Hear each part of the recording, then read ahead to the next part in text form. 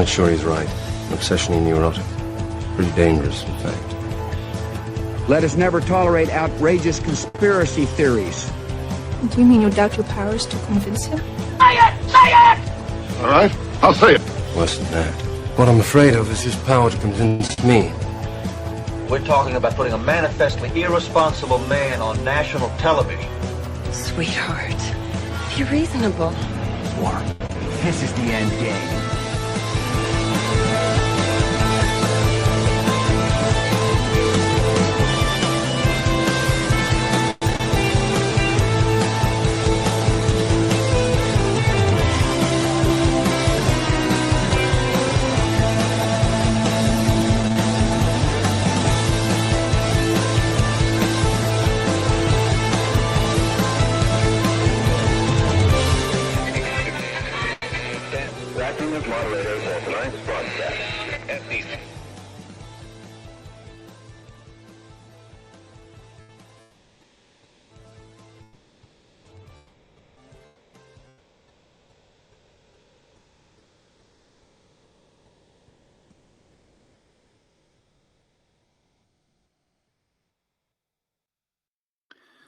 All right. It is Wednesday, March 5th, 2025, the 45th day of the Golden Age. I'm your moderator, Chris Paul. Let's be reasonable. I have absolutely no idea why my background is covering up my front round. Let's take a second and see if I can figure that out. How about that? Everything is going crazy. It's a strange way to start the day. And you see, the thing is, that's awfully weird. Well, anyway, the point is that StreamYard, the platform that I use to stream these, is experimenting with new scenes. And I found that out right as I came on live, and I have no idea what the purpose of it is or why it's doing that. But today, the referee that is also kind of me is covering half of my shoulder. Now, I see some action in the chat, and I'm not encouraging this. And I'm really telling you, honestly, I'm not encouraging this. But Jonathan has now sent 3 $5 Rumble rants saying, Anna, Paulina, and then Luna. And because I can't encourage this or do it all day, we're going to just start out here. And then there's a lot of row to hoe. Huh?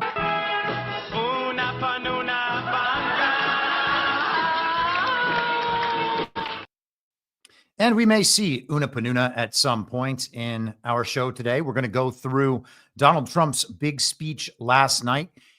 He said he was going to tell it like it is. And I mean, I guess he did do that in some regard, but it wasn't anything that we haven't heard before.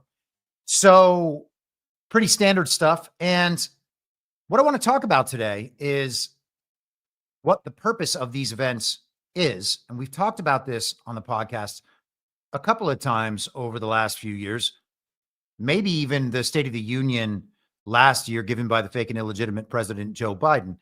The purpose of these events is optics only. The substance is secondary to the optics. You might say that there's not a lot of substance to these unless you're the kind of person that doesn't really tune in for politics much at all.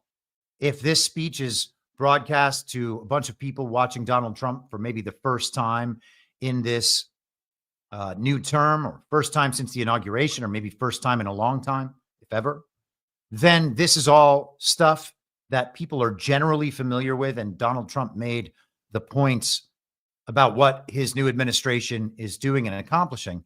But I want to focus on the optics and the image of the whole thing. And I want to start with this commercial from 1990. What is the image of a rebel? These are the images of a rebel. Canon's revolutionary new autofocus EOS Rebel. So easy to use, you can stop taking snapshots and start taking photographs.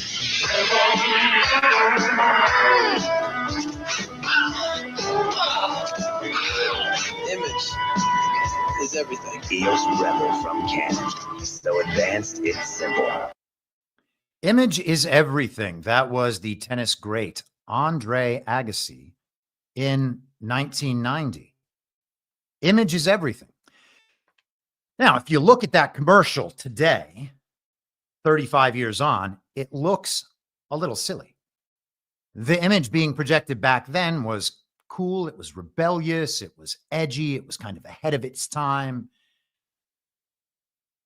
Trendy neon lights and the haircut and neon colors on the clothing, very athletic. Nobody wears that stuff anymore. So whatever image was being projected then eventually had an expiration date where it no longer worked. And that's why if you are image conscious with good taste and trying to create something lasting, you don't approach image in that way. You approach it by recalling more classical imagery and design. And Donald Trump has done that throughout his career with his buildings and whatnot. You know, people get upset about the gold and how he tries to make things look palatial, but that's kind of classical design. And so the idea is to present an image and be conscious of image without following trends that will have an expiration date near in the future. Now, for the longest time in politics, the only party that has cared about image or used image and optics to its advantage is the Democrat Communist Party, with very few Republicans ever getting involved in that sort of thing. The stodgy conservative, that was their image. And it didn't do a lot for them. It wasn't an attractive image. People in America broadly didn't pick up on it. They might have liked the ideology. They might have enjoyed being talked to, spoken to like adults, but there wasn't an image forward attempt from the Republican Party. And all of that has been changing through the social media era, but particularly with Donald Trump. He is very focused on image, ultra focused on image, on optics, on storytelling. And even the Democrats out there have begun to realize that.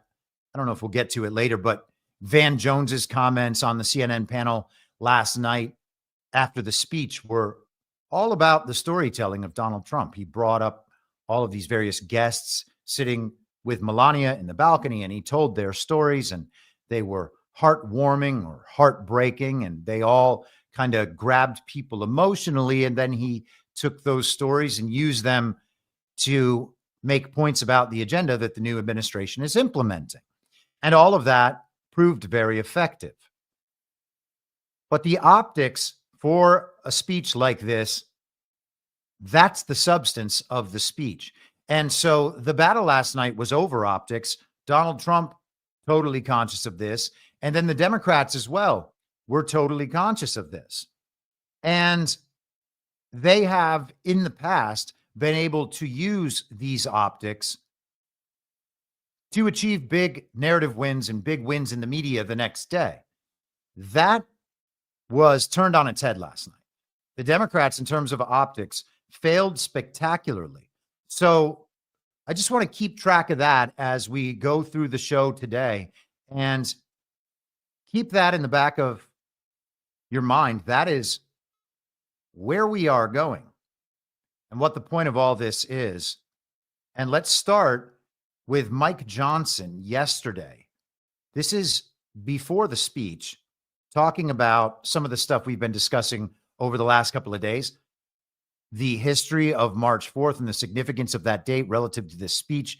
There was nothing in the speech that kind of brought that out, but Johnson has an interesting comment here on Fox Business from yesterday. You would have a State of the Union. The president would come in really about the end of the first year of his term. But I invited him this early because there is so much to report. President Trump is having an historic second term, and he's done so much in the last less than 45 days that it would take him 3 hours to just go through all of the wins and all the victories and the things that he's achieved so far. So I hope the Democrats don't try to disrupt that, because the American people back home are applauding it, and we are here as well in the House Republican Conference. So he's talking about the significance of the timing of the State of the Union. This is the joint speech or the speech before the joint session of Congress. And he kind of tipped off the Democrat strategy there right from the beginning. He said they're going to make an attempt to disrupt this, and we have to make sure that doesn't happen. That's very much like what we heard from Lindsey Graham on Friday when he told Volodymyr Zelensky that he should expect an attempt to rile him up and to engage in a back and forth and get things heated, try to kind of take him off his stride. And we saw how the scene played out. It was great television, as Donald Trump said. But it's amazing, isn't it, that they know these things in advance. They have an idea of what's going to happen, and then we get the reaction to it. And we will get there with Donald Trump in just a second. But let's stick with the pre-speech aspects of the image-based strategy before we get there. And let's start out with the one and only lunatic, Maxine Waters. Honorable, deplorable human being. He's full of lies and deceit, and he's aligned with Putin in Russia. As a matter of fact, he should be tried for treason. That's why I'm not going. Did you encourage any of your Democratic colleagues also not to attend tonight? I do not speak for anybody but Maxine Waters. And I've been speaking about this president not just now, but when he first ran for office. If you can recall, I told everybody what he was like and that he was going to be divisive, and he's more than divisive. He's hurting this country. He has been bought and paid for by Elon Musk, and the two of them together want to be dictators. I absolutely will not be there. A joint dictatorship. Donald Trump, billionaire, bought by Elon Musk. Somehow he wasn't bought by all these billionaires the first go round, but now Donald Trump is totally in thrall to the billionaires, which is Elon Musk and who else? They never tell us who else. They never tell us who the other billionaires are. Their billionaires are obviously irrelevant, but Maxine Waters decided that she wasn't going to attend the speech. Others chose not to attend as well. Let's get into the entrances.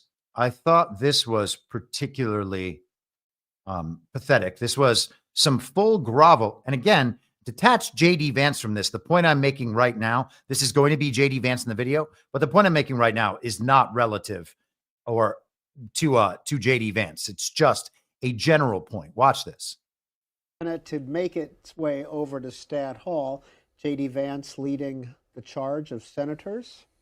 Stat Hall. I also want to piggyback a little bit on what Jasmine was saying. Statuary Hall. Senator Slackman. She, it was first elected in 2018 as part of this, kind of national security Democratic moms group with people like Rose Bamberger, who and left cameras Congress, now running for watching them walk in. For the Obama administration. Right. Very much like what we saw on what we talked about on Monday, we saw over the weekend with the European leaders arriving to meet with Keir Starmer, Volodymyr Zelensky, the comedic actor in Ukraine, the honored guest. They basically had a red carpet appearance style photo shoot and photo op prior to the meeting so that they could use that and show it to the world. Look how important these people are.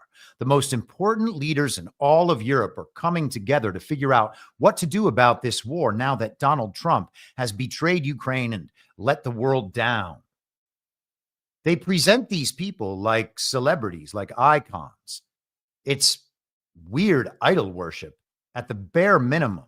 And this is one of those things that I imagine the founders would have probably been very concerned about. This is just straight groveling. Being a person who is standing behind other rows of people to film public servants, politicians, as they walk past into supposedly a very serious, important, historic speech and meeting, a joint session of the Congress, that is grade A groveling right there. JD Vance or not, it doesn't matter who it is. And of course, it's JD because they want to show off how important JD is. The television does, I mean. But it's just so weird. And we'll come back to some groveling. We'll have plenty of groveling to discuss. Let's check out the entrance of Donald Trump. And in this clip, we can see an entirely other level. That doesn't make sense. A different level of groveling. This is a heightened level of groveling as he walks by the congressman trying to get his attention so that they can be photographed with him. And then they're kind of shouting things out, knowing that there are microphones that are going to pick up that audio. So they're all using Donald Trump and his status and his fame to attempt to make social media content for themselves, to make themselves look important, whether it's photos, videos, sound bites, whatever. Here we are.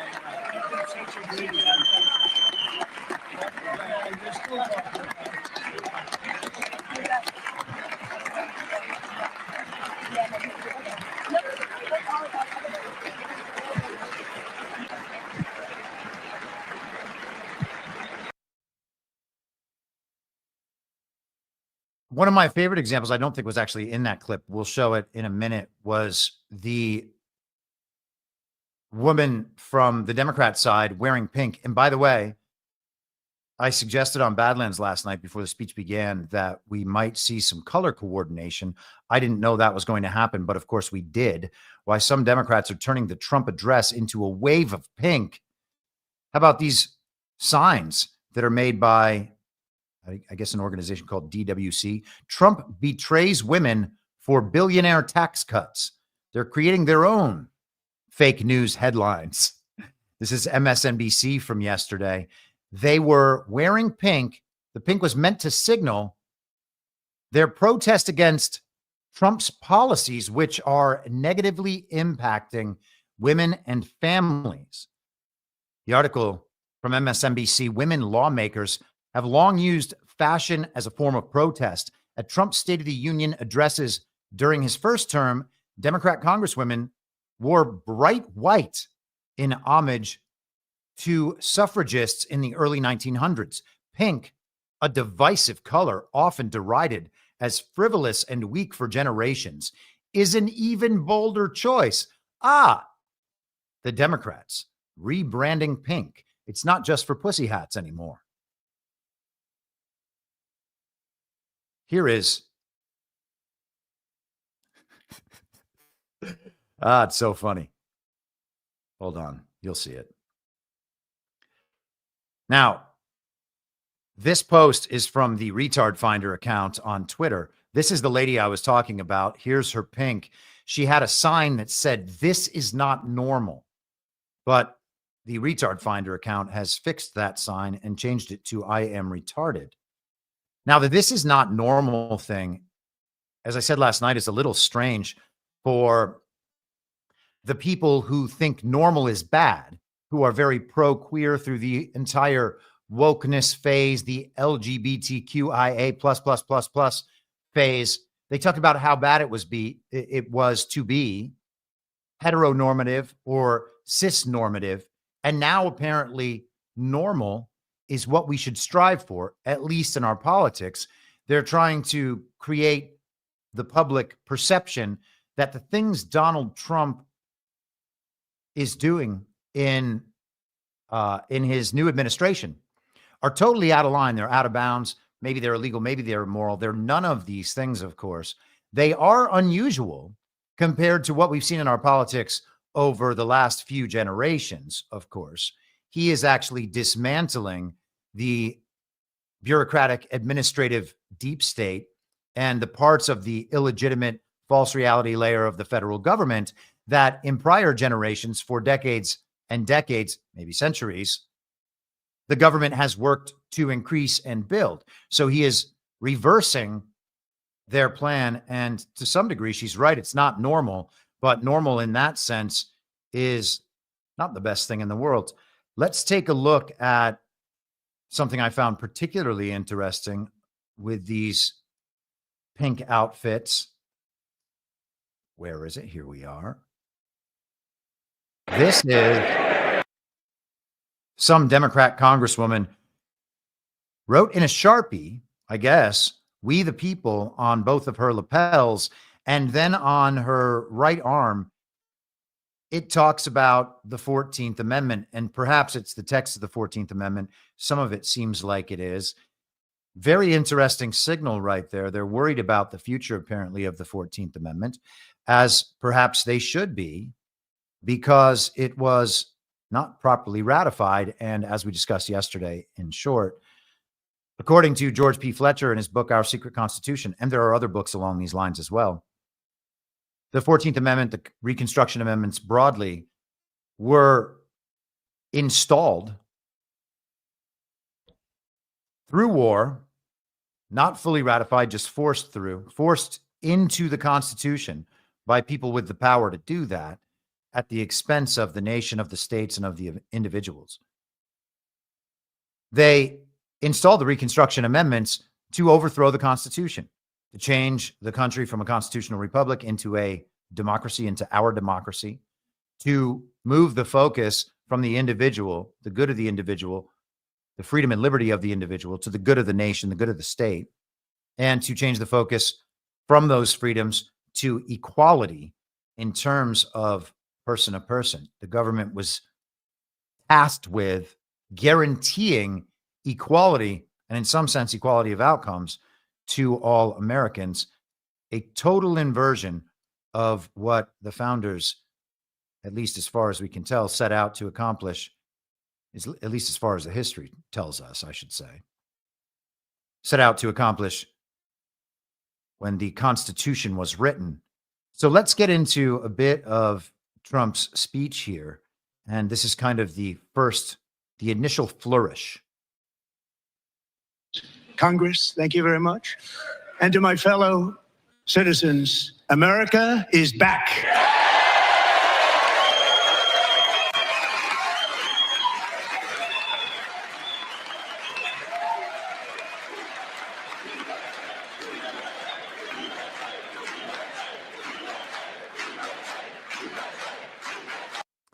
And there's the first look at the difference we saw throughout the night. Raucous crowd of Republicans here chanting USA. That's not something that you would normally expect to hear in a State of the Union speech. I don't believe that we've heard that before, but maybe the Democrats did it during the fake and illegitimate Biden administration. Here, the Democrats are seated throughout, and we will come to Trump's comments on that very shortly. 6 weeks ago, I stood beneath the dome of this Capitol and proclaimed the dawn of the golden age of America. From that moment on, it has been nothing but swift and unrelenting action to usher in the greatest and most successful era in the history of our country. We have accomplished more in 43 days than most administrations accomplished in 4 years or 8 years, and we are just getting started.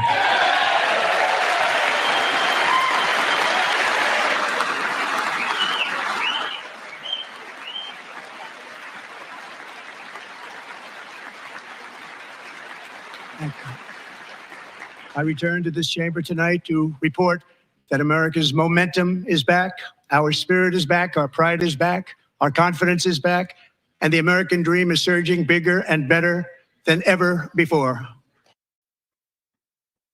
The American dream is surging bigger and better than ever before. This was the tone and the theme of the speech, that America is back. The golden age has begun. Let's continue.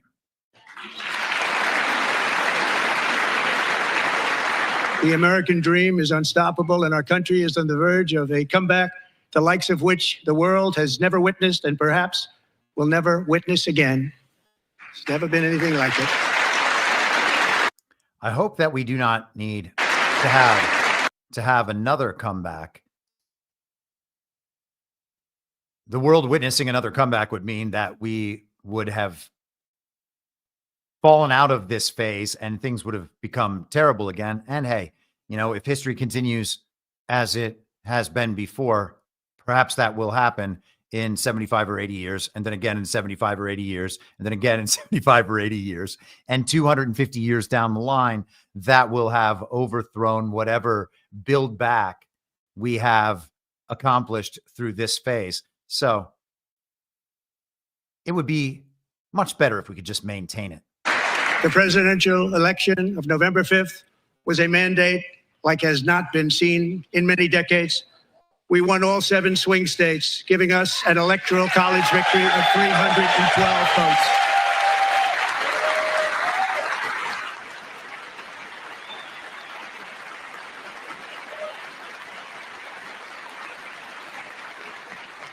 We won the popular vote by big numbers and won counties in our country.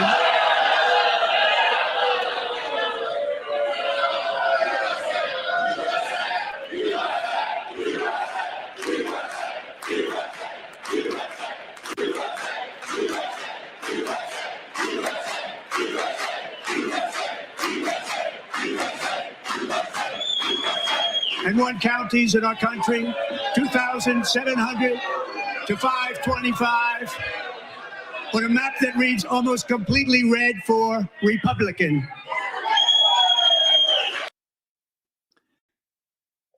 So Al Green Congressman from Houston, who we've talked about a number of times on this show, began to get up and scream and shout and protest.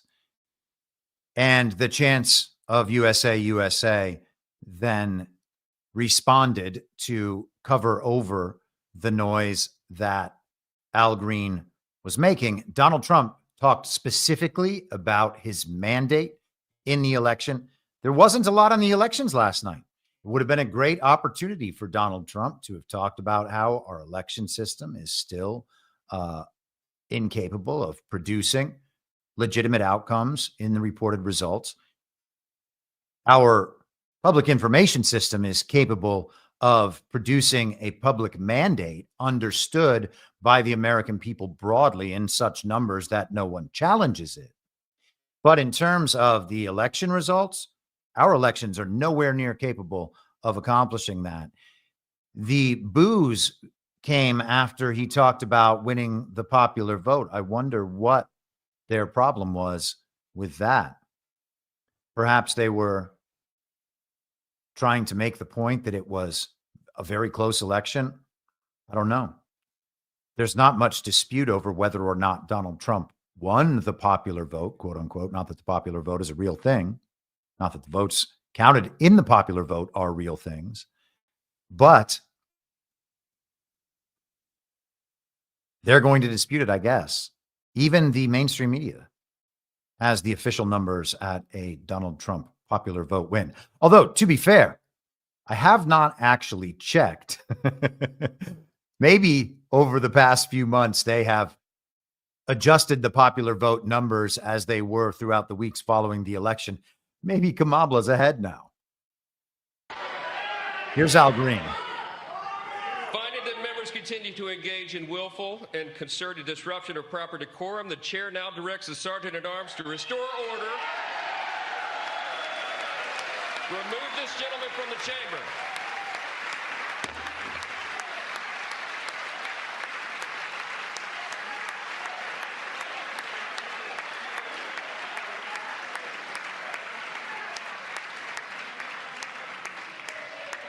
A ridiculous clown, this man. Always a ridiculous clown. We have talked about him at the speaker votes that we've seen over the last 2+ years now. There's been a few of them, more than there are generally. And whenever he casts his vote for Hakeem Jeffries, he always makes some speech about race and then says Hakeem Jeffries, rather than just saying the word Jeffries. He always has to make a spectacle of himself. And so he chose to do that last night. And he kind of reminded me of those communists who used to protest at, what is it? Nuclear power facilities, I think, is one of the places that they used to protest. They used to chain themselves to trees, that sort of thing, forcing the police to come arrest them, and then having pictures taken of those arrests. Their bodies go limp, they get dragged out. And then the story is about how they were being manhandled by the man when they were just engaged in their free speech and making a protest. They were standing up, speaking truth to power. That's what Al Green wants. And of course, as the strong black man shaking his cane, oh, he's just so powerful. And some of these images were caught. Here is one from last night. I'll be so unhappy if I did not actually. Oh, here we are. I thought I saved the exact image, but I did not.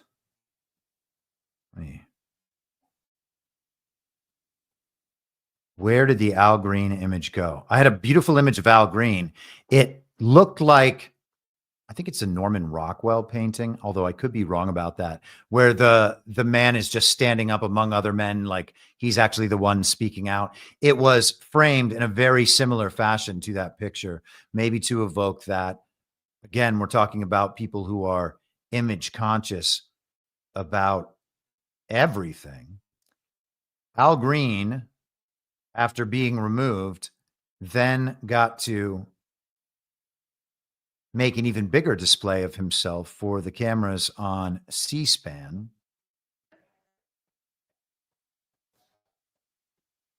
So what were you shouting to the president?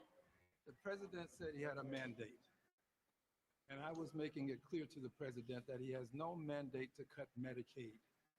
I have people who are very fearful. I believe that's, people, and they have. Hopefully that's not too quiet. It might be, though. The reporter asked, what were you shouting at the president? And he said, the president says he has a mandate. I wanted to make it clear that he has no mandate to cut Medicaid from the people. And Donald Trump has not been trying to cut Medicaid.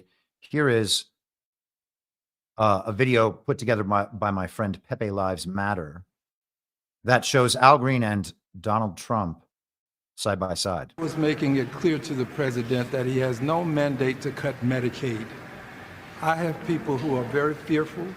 These are poor people, and they have only Medicaid in their lives when it comes to their health care. And I want him to know that his budget calls for deep cuts in Medicaid. Look, Social Security won't be touched. Other than this fraud or something, we're going to find it's going to be strengthened. So that's not exactly about Medicaid, but he mentions Medicaid as well throughout Donald Trump's campaign. Medicare, Medicaid, Social Security, all that is going to be fine. Again, Al Green's talking about the budget. Is that Trump's budget? Did Trump submit a budget? I don't even think we're going to get a budget. And I, as I've said many times, hope that we do not. Now, Al Green was immediately reminiscent of a moment for me in Barack Obama's speech from 2009, where Congressman from South Carolina, Joe Wilson, stood up to shout, "You lie," at Barack Obama. And then there was just an absolute meltdown. This is from a little later on in the year. This is September 11th, 2009, Los Angeles Times. Outrage over Joe Wilson's outburst isn't dying down. So this is 6 months later. They note that House Majority Whip James Clyburn, a Democrat from Wilson's home state, said that he planned to push for a resolution expressing disapproval of the incident unless Wilson issued a public apology on the floor. So Wilson standing up and shouting, "You lied," to Barack Obama while Barack Obama was lying was a major issue. And of course, he's a white man, a South Carolina Republican. So it was racist. It was disrespectful. It was breaking rules of decorum. The Democrats seized that and made a big image optics related win for themselves. Further on, Wilson's outburst came in response to Obama's statement that a healthcare overhaul would not directly benefit illegal immigrants. He said there are also those who claim that our reform effort will ensure illegal immigrants, this being Obama. This too is false. The reforms I'm proposing would not apply to those who are here illegally. And we can see 15 years on, 16 years on, that the Democrats have made efforts throughout the entire time to provide health care and voting rights, among other things, to illegal aliens. Eric Cantor, let's just remember the Republican establishment from back then, said, I think all of us who know Joe Wilson know that he did the right thing in apologizing to this White House. I don't think anyone accepts the type of outburst and the lack of decorum in the House chamber. But again, here we are.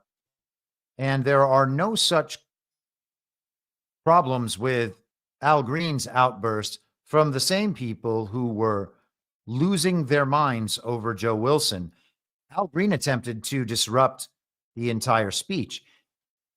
And again, that's the sort of thing that was planned out before the speech ever happened. Al Green went in planning to have these outbursts, make a spectacle of himself, and do it until they were forced to kick him out, which gives him the optics of somehow being oppressed and being manhandled, being shoved down by the man, attempting for that optics win. Here is the New York Times from 2017, and this is interesting in respect to what we've been discussing with the town hall disruptions that are not even remotely grassroots. This is April 11th, 2017. So not long after Trump's first term began, kind of the same, we're a month off from this, 6 weeks in terms of the town halls that we've been seeing.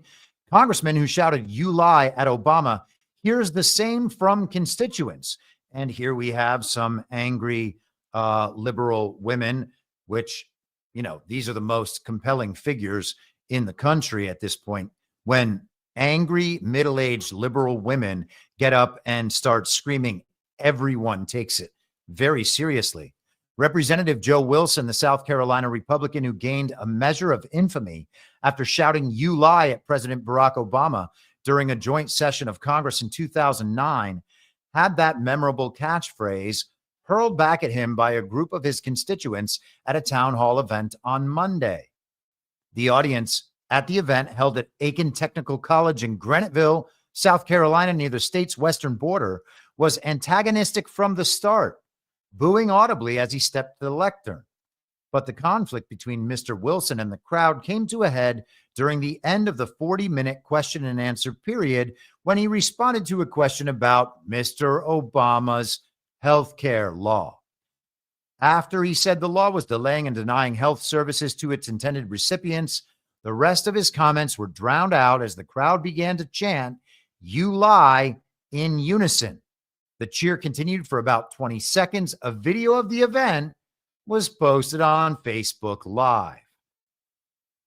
So exactly what we've been seeing the last few weeks. The coordination of people showing up to the town hall, the coordination of the messaging, the timing of the disruptions, the chants in unison. And let's just skip down here. Several of the protests at town halls have been spearheaded by Indivisible, a Tea Party-inspired Democrat grassroots movement aimed at thwarting Mr. Trump's agenda. Julie Edwards, a pharmacist from the Aiken area and one of the founding members of a local Indivisible chapter, was one of the most vocal challengers. So they are supposedly grassroots. And let's just take a second to go over to our friends at Influence Watch and see what we actually have with all of these indivisible groups.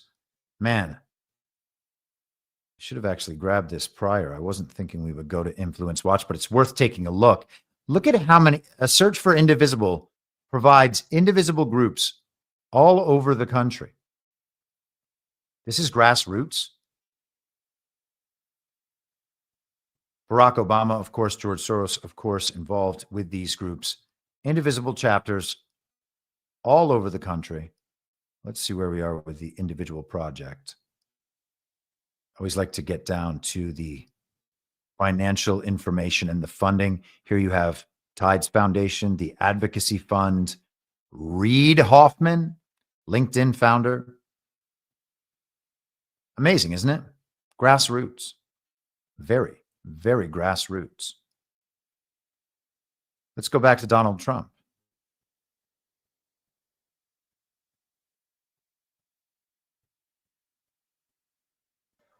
This is my fifth such speech to Congress. And once again, I look at the Democrats in front of me and I realize there is absolutely nothing I can say to make them happy or to make them stand or smile or applaud. Nothing I can do. I could find a cure to the most devastating disease, a disease that would wipe out entire nations, or announce the answers to the greatest economy in history, or the stoppage of crime to the lowest levels ever recorded. And these people sitting right here will not clap, will not stand, and certainly will not cheer for these astronomical achievements. They won't do it, no matter what. Five times I've been up here. It's very sad, and it just shouldn't be this way.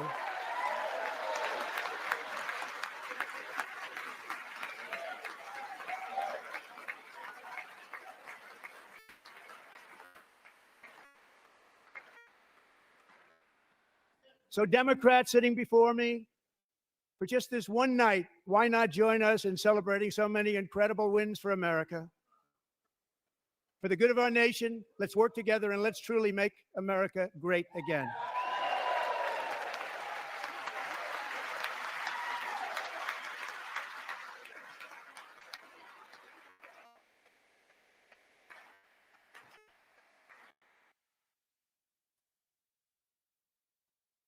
Let's make America great again. Why won't they cheer? Why won't they express any bit of positivity or happiness about any part of what Donald Trump is presenting? It's certainly not because a majority of Americans doesn't agree with Donald Trump's agenda. It's clear that a majority of Americans does agree with Donald Trump's agenda. And that's proved by the overwhelming mandate that he has achieved over the past many years. He's been in American politics for we're 3 months short of 10 years now. And over that time, many more Americans support Donald Trump and his agenda than did at the beginning, which is about as good an indication as you could ever have that Donald Trump's agenda is actually quite popular. But going back to the optics, this is what they intended. They can't express any happiness, any gratitude, any positivity. They can't agree with Donald Trump about anything, even the most heinous stuff, as we'll see throughout the speech. Just negativity.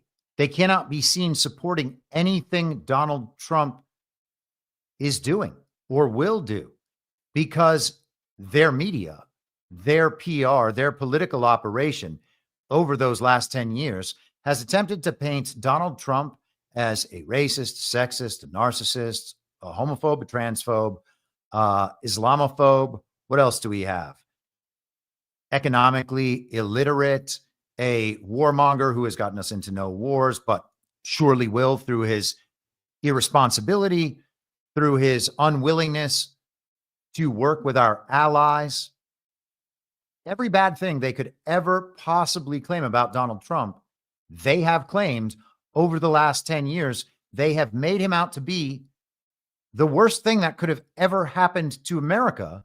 And some small portion of the American population still actually believes that because of it. And those are the only people that they're actually able to reach. So one thing they can't do on national television is start to support the guy that they've been calling basically Hitler, who's also a rapist, for the last 10 years. So they're kind of in a bind. If Donald Trump is doing good and popular things, then the opposition of Donald Trump is therefore going to be small and unpopular. Totally anti-factual and anti-American as it stands now.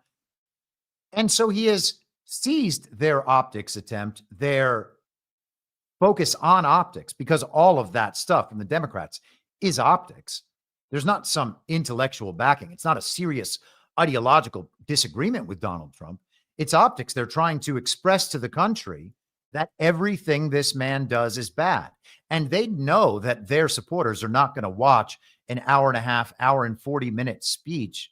Their supporters are going to watch highlights on Morning Mika and Rachel Maddow and see it from whoever they follow on Twitter or Blue Sky or whatever. They're going to see all this in little clips, and they will see that response, those Democrats standing up to Donald Trump by holding up little signs that look like when you're a kid, like the paper plates that you write on, and then you use some Elmer's glue and you tape, you stick a tongue depressor through that tape, and then you've got yourself a little sign. Maybe they're thinking that they're at some kind of auction or something.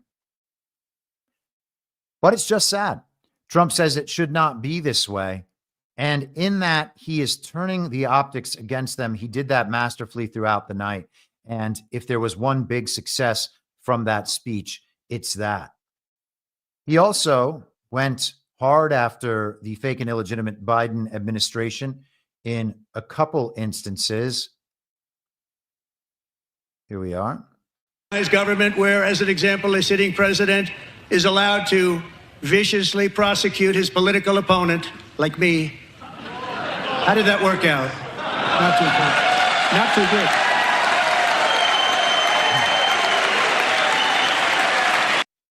Now, one thing to notice, he spent very little time looking at and addressing the Democrat side of the room last night. But there were a number of instances where he would point them out. And he's then speaking to the American people. He's speaking to the cameras by saying, look over there. What I'm saying right now is directed over there. And we'll come back to that a couple times.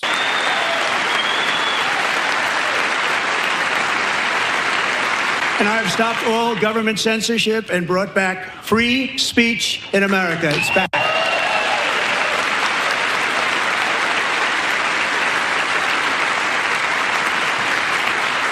And 2 days ago, I signed an order making English the official language of the United States of America.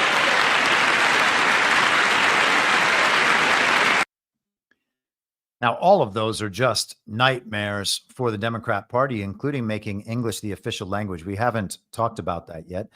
That's something that, in my mind, should clearly have happened a long time ago. It's crazy that one country has to put out multiple official languages, doing so to cater primarily to people who are here or came here illegally. The point is about assimilating to American culture. It's not that other people aren't allowed to speak in their native languages.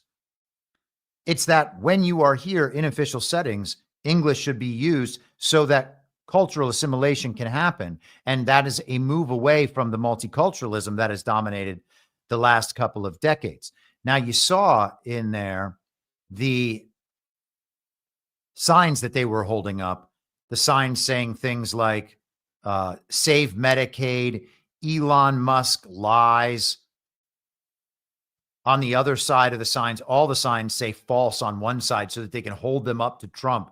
And that's their response. That's their silent you lie, so that they don't make themselves a spectacle in quite the way that Al Green did. But all the pictures will capture that sentiment. Let's go back to this article from the communist rag New Republic. So we have the signs down here. This is that Pramila Jayapal or, oh no, Rashida Tlaib. Sorry. I always mess up the squad members. So she had a little whiteboard that she could write different things on and hold those up. At one point, she writes, start by paying your taxes to Donald Trump. That's a lie. Look at that. She brought multiple colors. And then something that Democrats did throughout the evening was take off their jackets, revealing T-shirts underneath that I believe on the front, or maybe they're just different T-shirts. This one says no kings live here. Apparently Donald Trump is once again being referred to as a king. They would say, well, he's trying to make himself a king, as though that is him being a dictator again. Remember, he and Elon Musk want to be dictators apparently together, like dual dictators. So we have the resistance back in full force. There were a couple more pictures I thought of this resistance here. There is the "this is not normal" sign. One of the main resistors of last night was the Democrat congresswoman who has made herself a major spectacle of late. And truth be told, I think she exists for the purpose of making herself a spectacle. Her name is Jasmine Crockett. And if they are going for optics, I think that they must think that this woman is appealing to young Black female Democrats or potential Democrat voters. I don't know what this is. This is before the speech. It's a disaster. Judge it for yourself. Oh, no. It's a cultural divide. I'm going to get it on the flow. You really about to do it? 40 acres in the mule. This is bigger than the music. You really about to do it? Yeah, they tried to rig the game, but you can't fake influence. They get on it like that. Hey, I'm tripping, I'm sliding, I'm riding through the back like fuck. Must that on a beat, bro, beat, bro, any rap, he a freak, though, man, damn, call like Ember Lambs, tell them breathe, let them boys to the cross, they walk around like thieves. What's up with So the nation completely rejected Kamala Harris, and the response by the Democrats, in this case, Jasmine Crockett, was to take all the worst aspects of Kamala Harris and turn them up to 11. That is too funny to even get mad at. It's so bad. For people who actually really abide by the image is everything ideology, they have become really, really bad at reading the room and then projecting anything resembling strength or seriousness. We talked yesterday about how the idea was that the adults would be back in the room. Apparently, these are the adults back in the room. This is Congressman from Florida, Maxwell Alejandro Frost, who said, "We just walked out of the State of the Union. My shirt showed Trump an important message. No kings live here. In the spirit of student protesters from the civil rights movement, I'm proud to have protested and walked out with many of my colleagues. This is not a normal time," bringing that back again. So there is Jasmine Crockett. Here are some other ridiculous and irrelevant people. This T-shirt right here says "Good Trouble, Necessary Trouble." That was another one of the Democrat slogans over the last many years. Good trouble is when they're causing all the havoc that they cause in their protests. It's supported in the Democrat Party all the way from the top. It's actually, the idea here is to just be disruptive. The substance no longer matters. It's only the image. It's only the disruption. And through the disruption, through the tantrum, they show America how important these many issues are. They haven't changed strategies. This was exactly what they were doing throughout the Obama era. And it worked to the extent it worked. It worked in large part because Barack Obama was charismatic and popular. They don't have that advantage anymore. There are no charismatic or popular Democrats. None. The Democrats, people who have been governed by unelected bureaucrats for many decades now and who promote the governance by unelected bureaucrats, which is why they're protecting the bureaucratic administrative deep state, were put on blast last night by Donald Trump. Democracy to America again.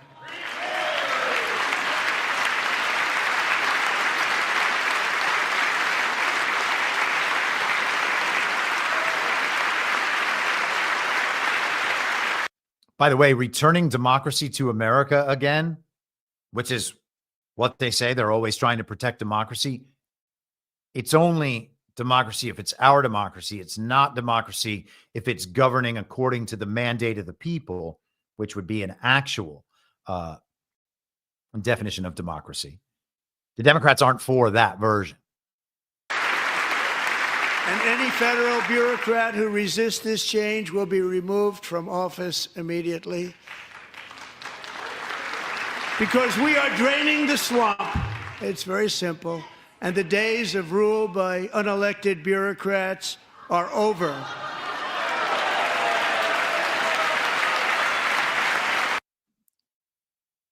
It was like an audible gasp.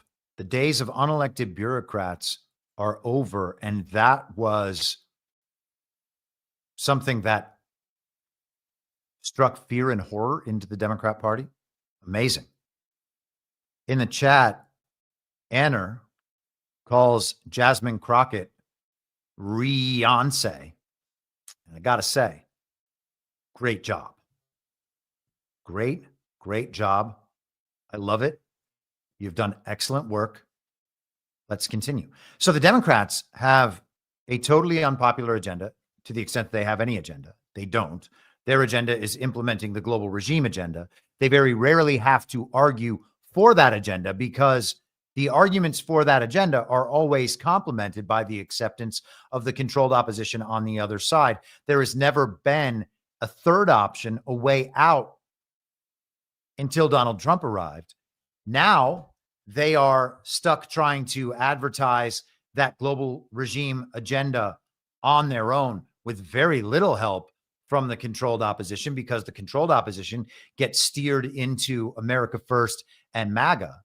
So the popularity of anything they support is basically down to zero. The Democrats are so detached from what the American people actually want that they are opposed to tax cuts. Donald Trump addresses that right here.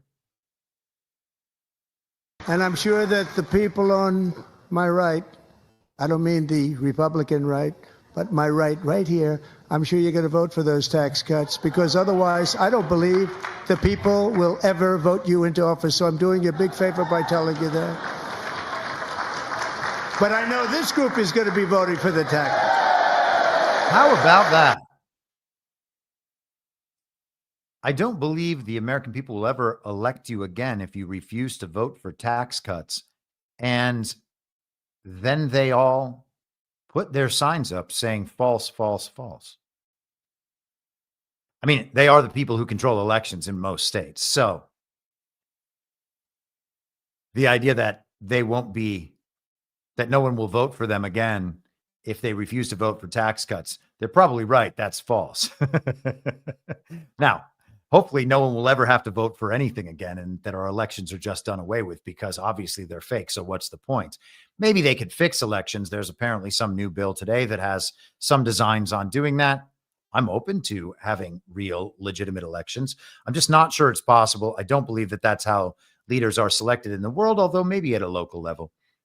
Maybe Donald Trump will be the king of the Western Hemisphere, of North America plus. Maybe Europe. And then the individual countries of Europe, the individual states, the United States of America, the great state of Canada, perhaps the great state of Mexico and Greenland.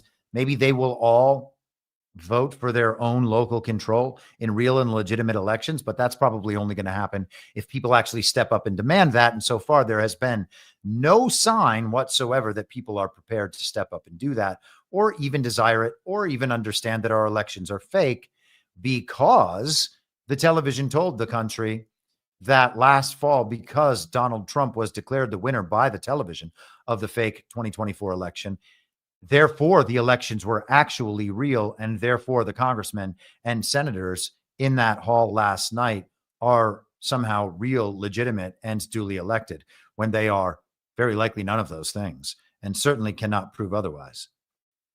This is the Associated Press from the afternoon yesterday. The IRS is drafting plans to cut as much as half of its 90,000 person workforce, AP sources said. Well, that's weird, because I heard that 87,000 new agents had been hired just a few years ago, and they were being armed.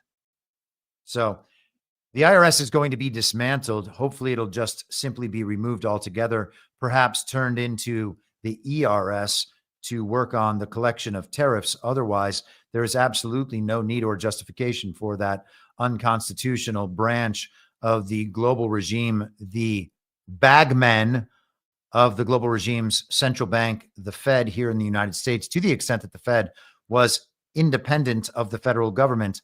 I believe Donald Trump has renationalized that and brought it under the Treasury. So I don't think that that's necessarily the problem that it once was. But speaking of taxes and moving into tariffs, let's go back to Donald Trump. Where is that one? Ah, here it is. Is it? Is it? Where is it? One of my clips has evaded me. Hold for processing as I get that back.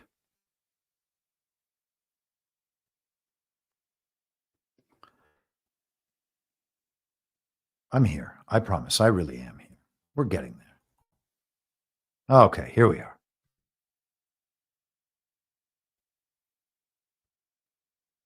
Tariffs, tariffs, tariffs. There we are.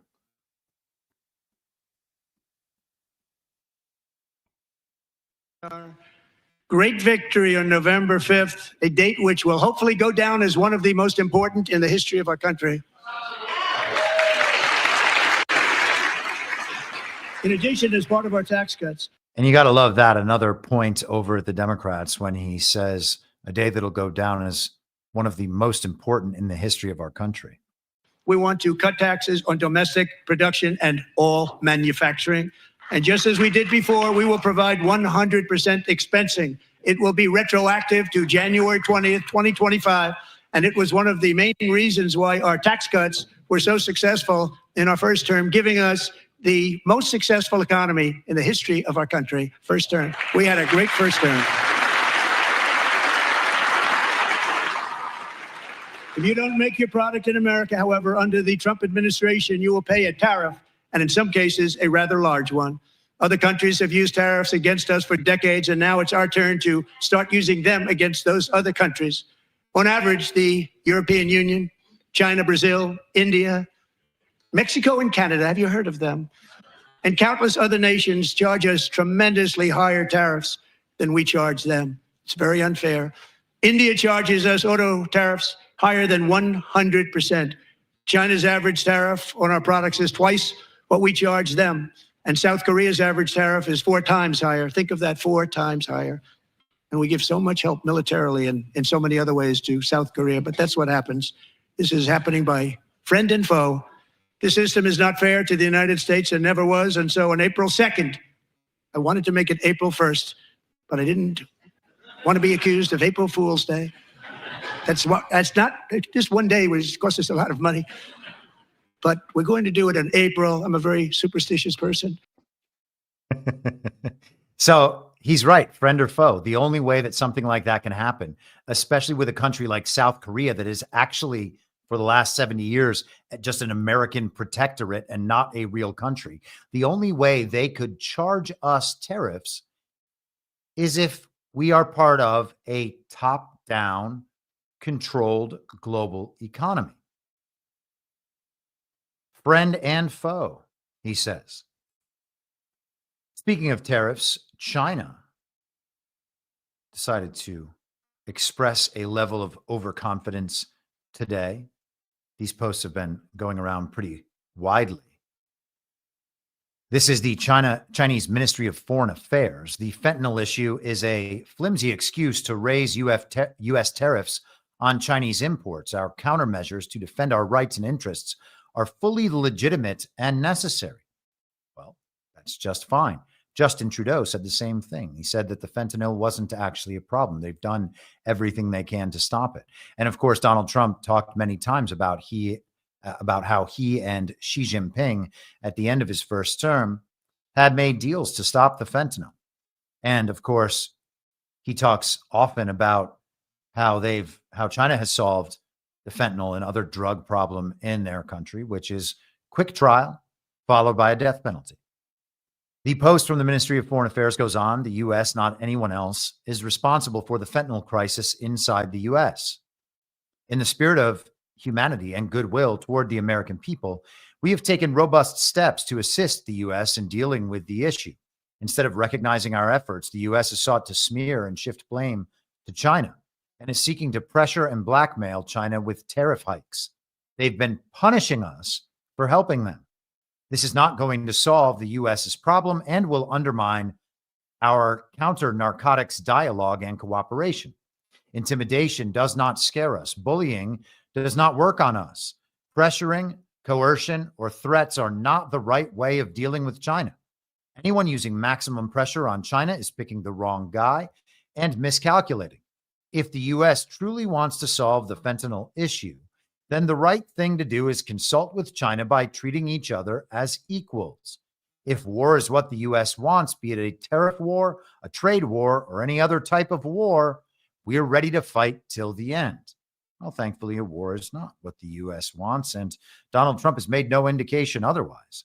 If there are tariffs applied in a reciprocal fashion or otherwise, that's its own thing. But Donald Trump uses tariffs as little more than leverage and to enrich the United States of America if foreign countries want to sell their goods here. He and Xi Jinping have had many understandings over a very long time. There is no reason whatsoever to imagine that any of this will escalate. So this is just optics. This is image. This is messaging to the public, trying to change leverage and manipulate narratives. And hey, every country has the ability and the right to do that. Go right ahead with that, China. I doubt the U.S. is concerned in any way about China making war with the United States of America. If they want to apply reciprocal tariffs, that's wonderful. And the countries will continue in the decoupling that Donald Trump began in his first term. Let us continue. Donald Trump got into border issues and highlighted those with angel moms, with the family of Lake and Riley. And here we have Trump taking the fight about the border, and actually, I should say, blaming the border problems on the fake and illegitimate president, Joe Biden. If only I can find this clip. All we needed. It really is incredible. How did these disappear? There we are. There we are. Since taking office, my administration has launched the most sweeping border and immigration crackdown in American history, and we quickly achieved the lowest numbers of illegal border crossers ever recorded. Thank you.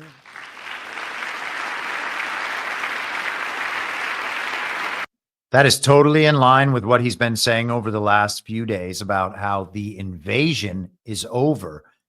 He goes into the next phase here.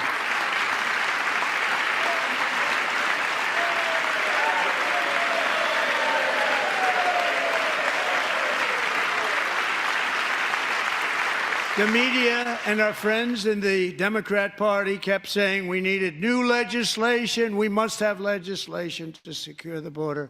But it turned out that all we really needed was a new president. And of course, that's true. Joe Biden, to the extent that he was actually president, and he wasn't. And the governors could have secured their borders and did not. Or that problem was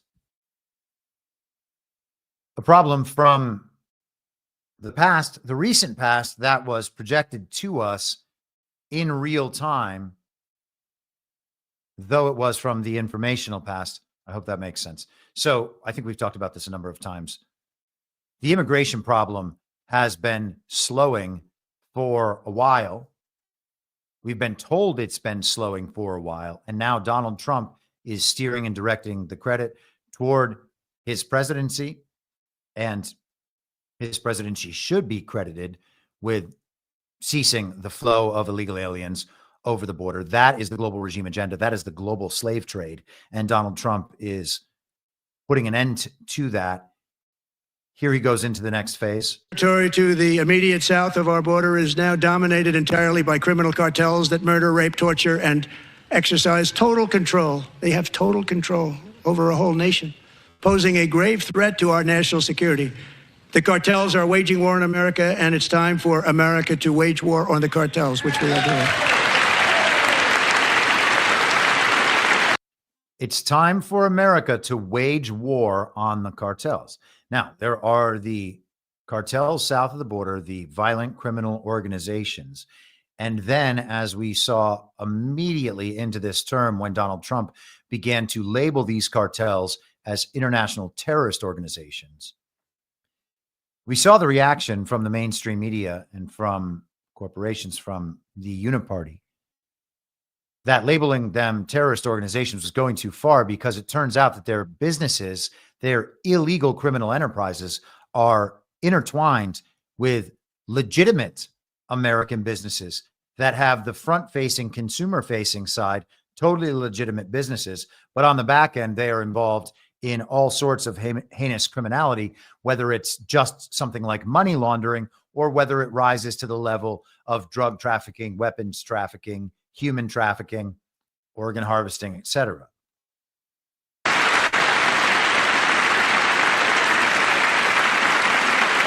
Five nights ago, Mexican authorities, because of our tariff policies being imposed on them, think of this, handed over to us 29 of the biggest cartel leaders in their country. That has never happened before. They want to make us happy. First time ever. But we need Mexico and Canada to do much more than they've done, and they have to stop the fentanyl and drugs pouring into the USA. They're going to stop it. I have sent Congress a detailed funding request laying out exactly how we will eliminate these threats to protect our homeland and complete the largest deportation operation in American history, larger even than current record holder, President Dwight D. Eisenhower. Dwight D. Eisenhower, the current record holder for deportations. So the budget aspect when it comes to immigration, Donald Trump seems to be indicating, is about waging war on the cartels. Does he mean actual kinetic warfare against the cartels? I suppose it's possible. They've been armed like a private army of the global regime, which is exactly what they are, at least the militant aspects of them, apart from the business side. Will he be waging kinetic warfare? Does Congress need to declare a war on the cartels? Let us continue. Here is Donald Trump pointing out the Democrats once again for something no one would want to be pointed out for doing. Over the past 4 years, 21 million people poured into the United States. Many of them were murderers, human traffickers, gang members, and other criminals from the streets of... Did you catch it? While he's saying human traffickers, he points directly at the Democrats. Into the United States. Many of them were murderers, human traffickers, gang members, and other criminals from the streets of dangerous cities all throughout the world. Because of Joe Biden's insane and very dangerous open border policies, they are now strongly embedded in our country, but we are getting them out and getting them out fast.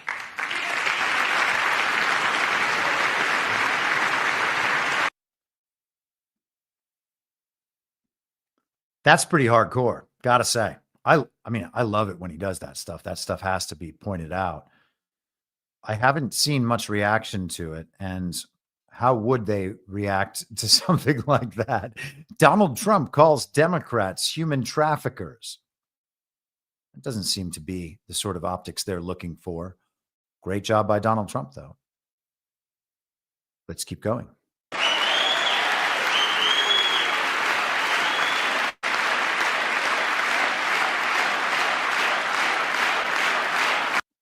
By the way, I should say that Pepe Lives Matter was the one who caught that quick little point. So hat tip to him.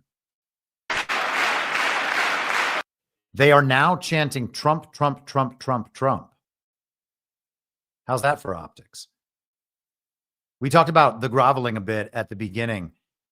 I also just noticed how ridiculous it is that the constant standing up and sitting down of JD Vance and Mike Johnson, the constant standing up and sitting down, the constant standing ovations from the Republicans, all of this, in my mind, is totally unserious.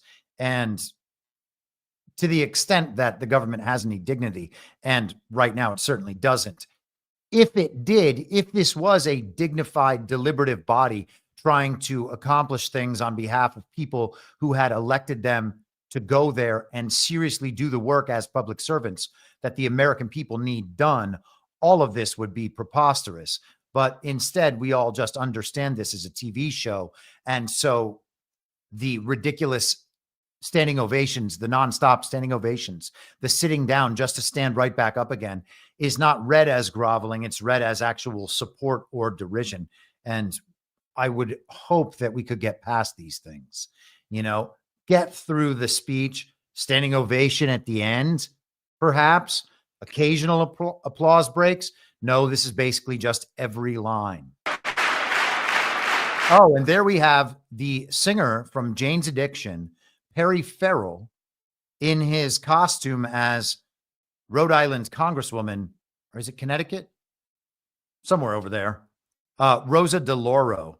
And of course, you have the Save Medicaid sign right there, frowning faces on Democrats, and pink jackets, Ukraine ribbons, Ukraine flag with American flag right there underneath the purple hair. How are the optics of that image? Gosh, man. What do they have left? Seems like nothing. Thank you. Joe Biden didn't just open our borders, he flew illegal aliens over them to overwhelm our schools, hospitals, and communities throughout the country.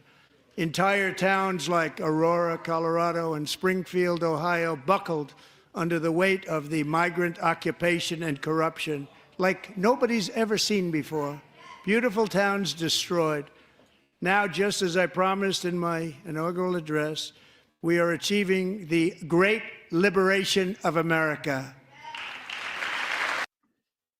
Now, if there was one moment from last night that was along the lines of what we've been discussing over the last couple of days with the significance of March 4th, it would be that, the great liberation of America. Well, who does America need to be liberated from? The answer, of course, would be that global regime from this foreign occupation that has been running this country into the ground at the expense of its people now for generations. One of the moments last night that made people very happy was this one.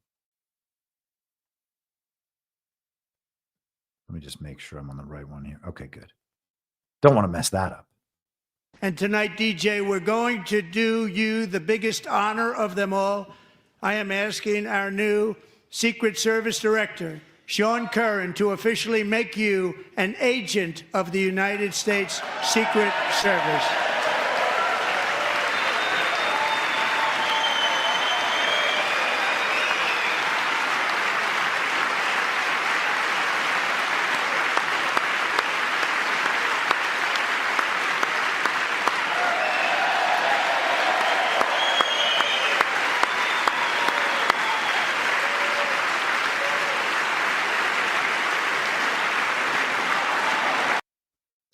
And then a big hug. So he is a survivor of brain cancer.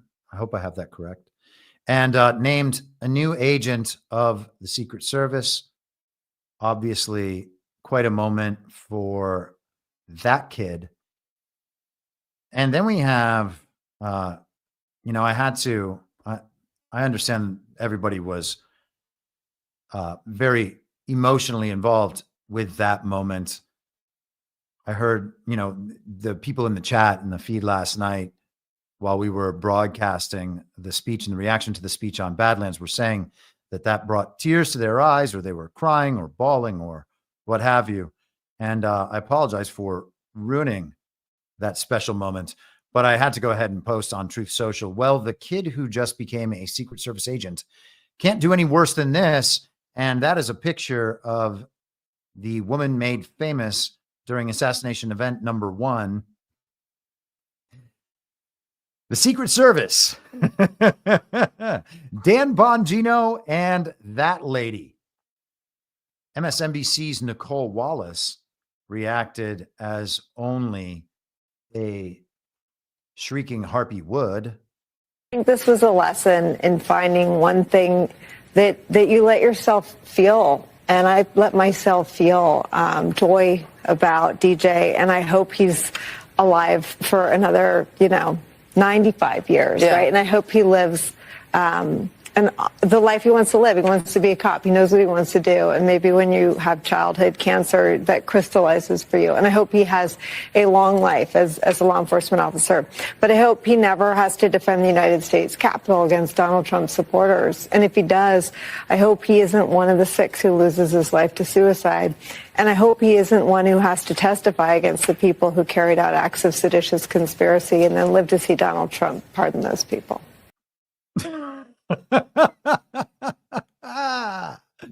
Man,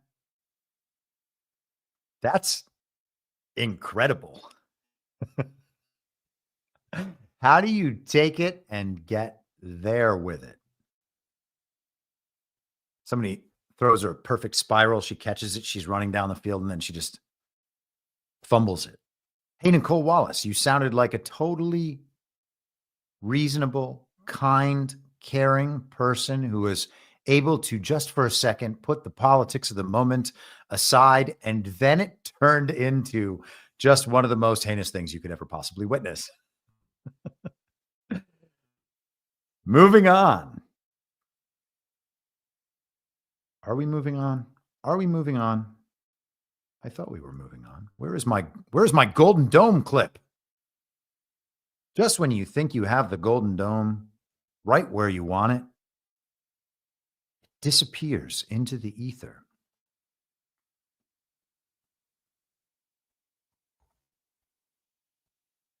Here we are. Let's Golden Dome this thing. Well, let's Golden Dome this thing eventually.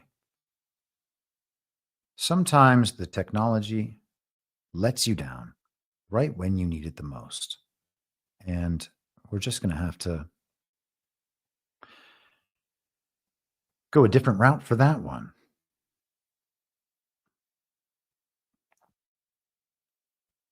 Hold for processing. We are almost there, I promise. One of the problems with getting about 40 clips together is that occasionally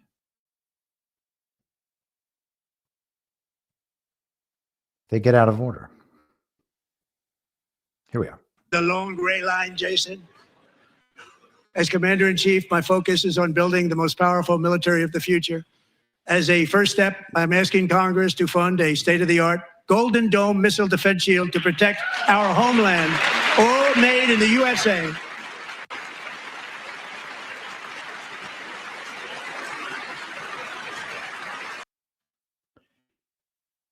So he's asking Congress to fund a Golden Dome missile defense system, all made in the USA. And as we were discussing this last night on Badlands, I don't think any of us had heard the Golden Dome mentioned, or at least if we had it, it slipped our minds. He's talked many times about an Iron Dome similar to the one that Israel has. And I've said on this podcast before, I believe that in both cases, we are talking about a narrative Iron Dome, A narrative defense for narrative weapons.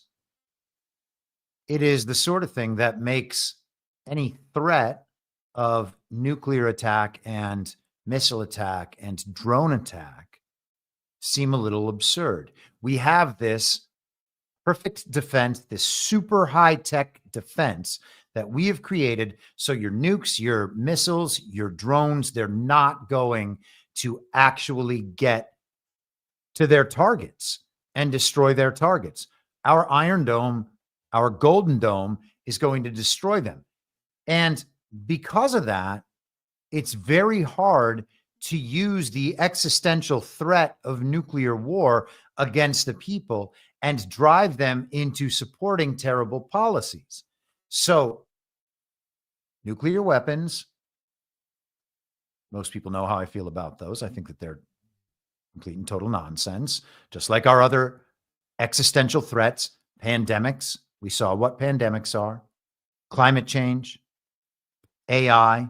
The existential threats are created, all very scientific. You can't understand them because you're not an expert. So you need to trust the experts. You trust the science. You don't become a climate denier or a vaccine denier or the rest of it.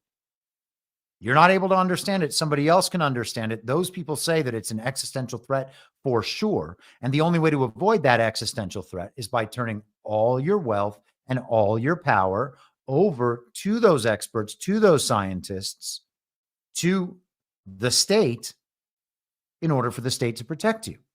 Now, the only way that's effective is if the people actually believe that the existential threats are real and existential. And if they're not real or not existential, then the threats don't work. Now, convincing people that the threats aren't real at this point, I can tell you, is much more difficult than convincing them that the threats are being thwarted by people who are protecting you from it. And you actually don't need to hand over all your wealth and all your power in order for these threats to be thwarted and nullified. So how do you thwart and nullify the threat of nuclear missiles, intercontinental ballistic missiles, drone attacks, etc.? Well, you build an Iron Dome, a Golden Dome narrative in either sense. Here we have an article from Space News, February 28th, so a week ago. Golden Dome replaces Iron Dome. Pentagon renames Missile Defense Initiative. The name change came to light when Defense Secretary Pete Hegseth, while discussing programs protected from potential budget cuts, referred to the system as Golden Dome or Iron Dome in a recent video addressing the Pentagon's efforts to identify $50 billion in cost savings in the 2026 budget. What initially appeared to be a verbal slip has now been confirmed as an official program name. Please note the Department of Defense has renamed this program from Iron Dome for America to Golden Dome for America. Skipping down, the program originated from President Donald Trump's January 27th executive order initiating planning for what was then called the Iron Dome for America. What the order established the development of a next-generation missile defense shield as national policy, citing threats from ballistic, hypersonic, and cruise missiles. While inspired by Israel's Iron Dome defense system, the American version is designed to operate on a much larger scale, protecting the entire U.S. territory from advanced missile threats. Space-based sensors have been identified as critical components, with the executive order specifically directing the Department of Defense to explore potential deployment of space-based interceptors that would launch in response to an attack. And so this sounds a lot like Star Wars during the Reagan era, not the movie. That was something that had all the communists protesting back then.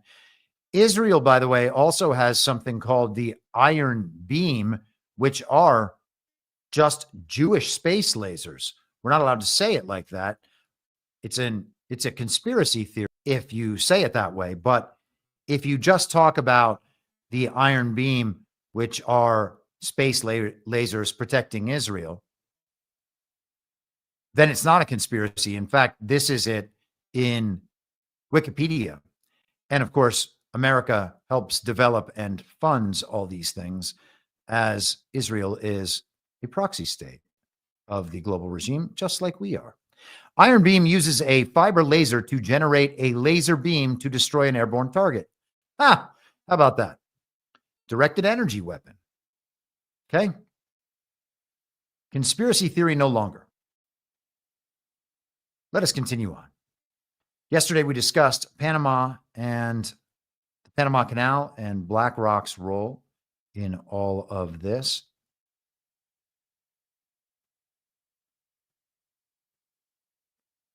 And man, I am just blown away by how some of these clips are not where I thought they were. I'm not exactly sure how this sort of thing is happening, but it is making me very, very unhappy. Let's jump back to Trump's speech. We'll find this in just a second. Please hold for processing. Talk amongst yourselves. I hope you're all having a wonderful time. And while we are doing this, I will read a Rumble rant from Terry A, $20. Is there a possible connection between DJT tapping Chief Justice Roberts' shoulder last night saying, don't forget, and today's USAID payment ruling from SCOTUS? That's one of those things that I kind of think, assuming that would be going a step too far, but that's not for me to judge. It's for you to judge and discern for yourself. I am in no position to deny that because I certainly don't know anything is possible, but that does not sound probable in my estimation. My administration will be reclaiming the Panama Canal, and we've already started doing it.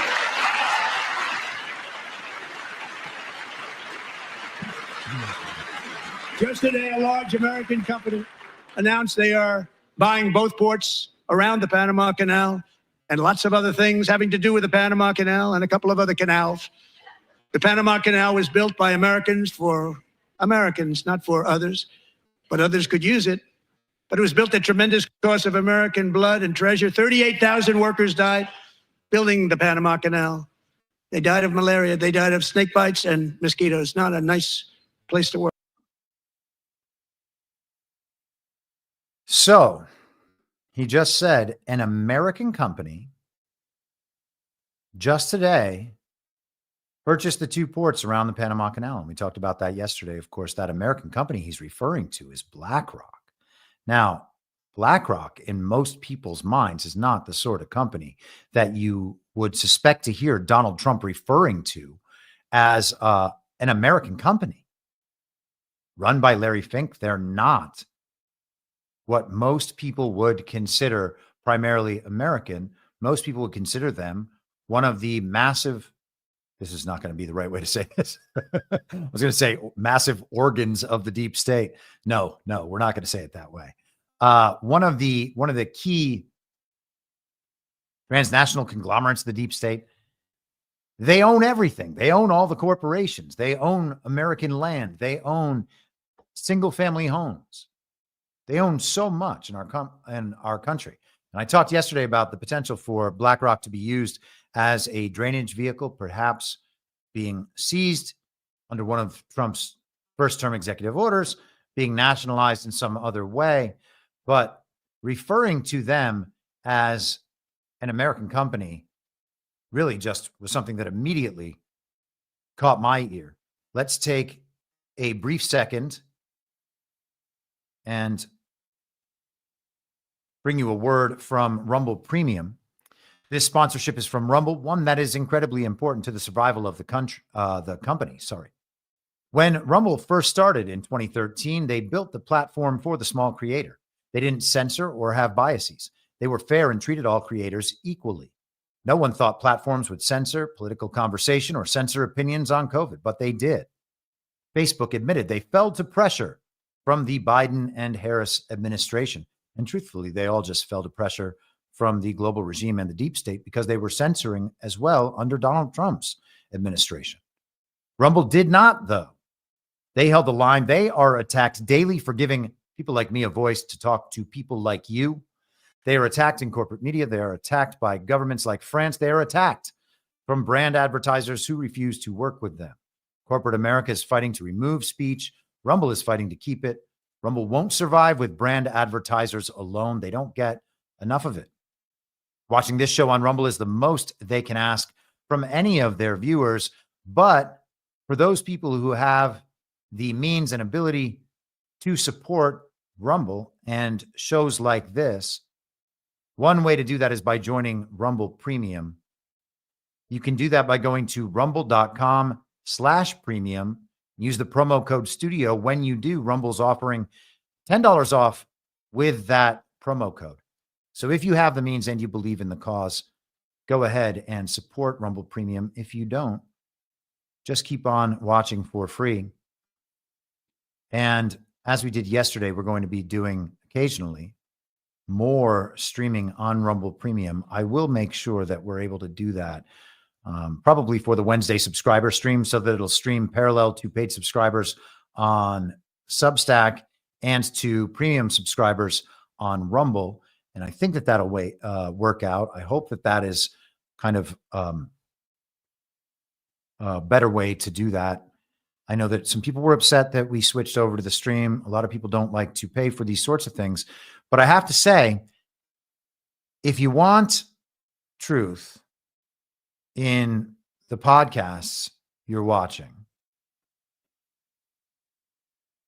and you're not able to get it on platforms that censor, or you're even upset with the advertisements that they show on the platforms that show these things for free, you're kind of going to be shit out of luck. And to be honest, one of the prices that you pay, kind of no pun intended, although that kind of means the same thing literally as well, is that you actually have to put your money where your mouth is to some extent.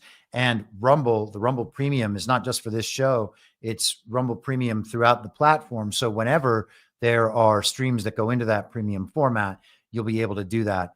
And I'm not saying this to advertise for Rumble Premium necessarily, although I'm happy to do that.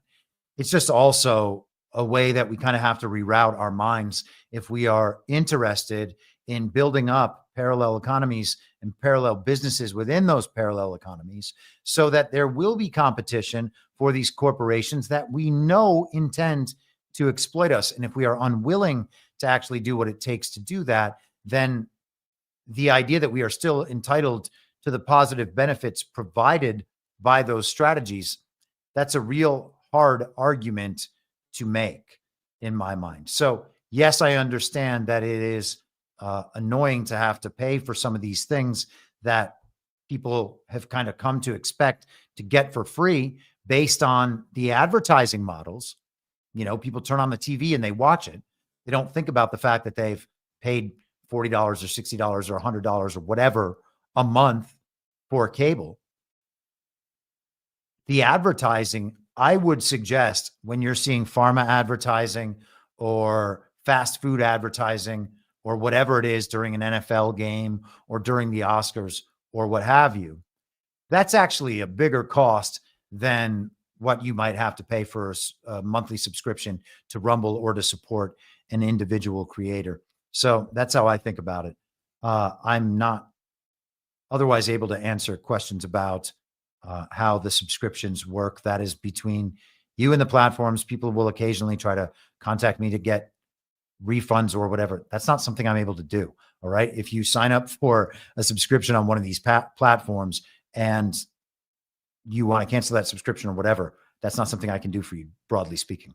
So just a public service announcement there. Let's return. So the Panama Canal and BlackRock, Donald Trump is now calling BlackRock an American company who has taken over and secured those the ports around the Panama Canal. For more discussion on that, go up toward the end of yesterday's episode, and you will hear that outlined at much longer length. Yesterday's episode was called Animal Spirits. If you search for that, I assume you will find it. He also addressed our friends to the north. People of Greenland, we strongly support your right to determine your own future. And if you choose, we welcome you into the United States of America. We need Greenland for national security and even international security, and we're working with everybody involved to try and get it. But we need it really for international world security, and I think we're going to get it. One way or the other, we're going to get it. We will keep you safe. We will make you rich, and together we will take Greenland to heights like you have never thought possible before. It's a very small population, but very, very large piece of land and very, very important for military security. America is once again standing strong against the forces of radical Islamic terrorism. One way or another, we are going to get it. And as we've discussed many times over the past few months, Greenland is critical in securing trade routes and securing those northern seas and the Arctic region. And it's going to be the United States and Russia working in partnership to do exactly that. The global regime will be cut out of the equation. The British Commonwealth, as it collapses, as we've seen over the last couple of days, that's Canada. That's going away. Not much power there, not much leverage, as we can see in Ukraine and elsewhere. The same with Greenland, supposedly a territory of Denmark. Good luck. It's not going to be. And war will not be necessary. But it will happen one way or another. And maybe it's part of their plan for this great reset, and Trump is going to seize that and redirect it. It's possible. I suspect it's not. I suspect it's not the sort of thing they'd want because it's under their control right now. He is claiming to be taking it away from them. He also had an interesting turn of phrase here. He is once again standing strong against the forces of radical Islamic terrorism. 3.5 years ago, ISIS terrorists killed 13 American service members and countless others in the Abbey Gate bombing during the disastrous and incompetent withdrawal from Afghanistan. Not that they were withdrawing, it was the way they withdrew. Perhaps the most embarrassing moment in the history of our country. Tonight, I am pleased to announce that we have just apprehended the top terrorist responsible for that atrocity, and he is right now on his way here to face the swift sword of American justice. The swift sword of American justice from the guy that does sword dances. Connection? I don't know. So we have the most embarrassing moment in American history, the Afghanistan withdrawal. Perhaps that's true. It's certainly embarrassing in the way that it was broadcast on television when we saw the ridiculous video of that pretty fake looking plane going down the runway. Looked like it was filmed in the 90s or something. Whoever's filming it is not concerned about catching on to the last plane leaving Kabul, and neither were the people running along it. And I always point out the effeminate Afghan boy running by in the foreground, like waving his hands and smiling. That's not the sort of thing you would do when you have just narrowly missed the last plane out of Kabul as the terrorists are taking over. And of course, it was not the last plane out of Kabul by any stretch. Planes just kept flying out. And the Taliban, who then took over, stopped the opium trade that was being overseen by international cartels, the global regime, and protected by Team America World Police. So not exactly the way we were told about that event. And that's true for a number of the, quote unquote, real life examples that Donald Trump referred to last night. I'm not saying every single element of those events were PSYOP oriented, but plenty were, at least in the narrative delivery, if nothing else. And I think many of them were probably more PSYOP than real in instances beyond just the narrative. Now, one of the really amusing moments of last night was this one. Tirelessly to end the savage conflict in Ukraine.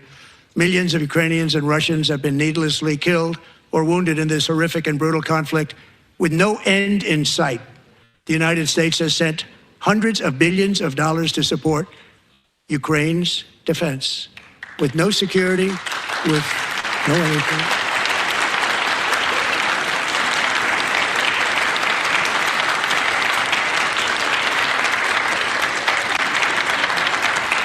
You want to keep it going for another 5 years? Yeah, you would say Pocahontas says yes.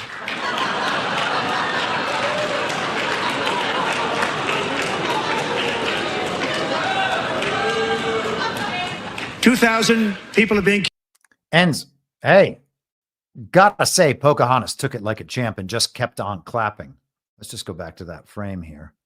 Ukraine colors, Ukraine colors, Ukraine flag, Ukraine flag. These people are just global communists.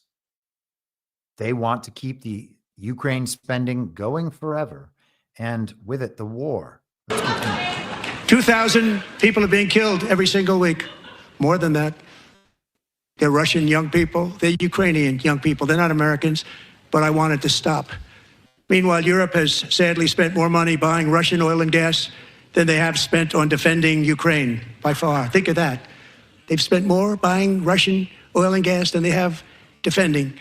And we've spent perhaps $350 billion, like taking candy from a baby. That's what happened. And they've spent $100 billion. What a difference that is. And we have an ocean separating us, and they don't. But we're getting along very well with them, and lots of good things are happening. Biden has authorized more money in this fight than Europe has spent by billions and billions of dollars. It's hard to believe that they wouldn't have stopped it and said at some point, come on, let's equalize. You got to be equal to us. But that didn't happen. Earlier today, I received an important letter from President Zelensky of Ukraine. The letter reads, Ukraine is ready to come to the negotiating table as soon as possible to bring lasting peace closer. Nobody wants peace more than the Ukrainians, he said. My team and I stand ready to work under President Trump's strong leadership to get a peace that lasts.